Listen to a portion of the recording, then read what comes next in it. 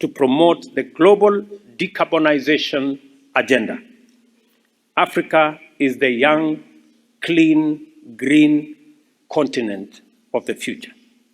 Our multilateral institution system struggled to take into account African sovereignty and is structurally unable to attend to African aspirations. The mirrors do not reflect African faces because the architecture is defective and is un-African.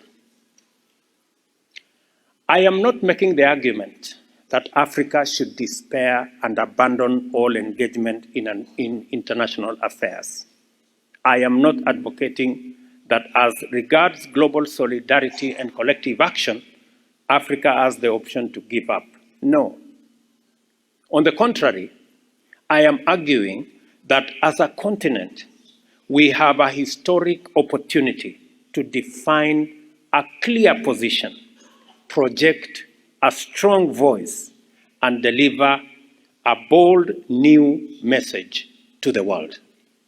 We are not a continent without resources.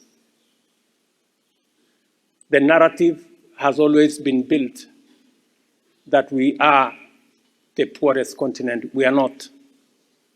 We have assets. I have enlisted our assets.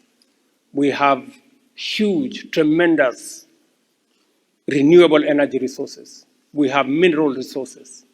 We have huge resources in smart agriculture.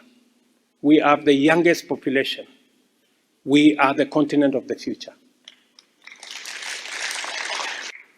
All we want is that we want a new discussion where we are part of the discussion. And we are saying, and let me tell you leaders, because I'm speaking to policymakers here, we are saying we do not want anymore to be the continent that we are asking for help, we are asking for aid.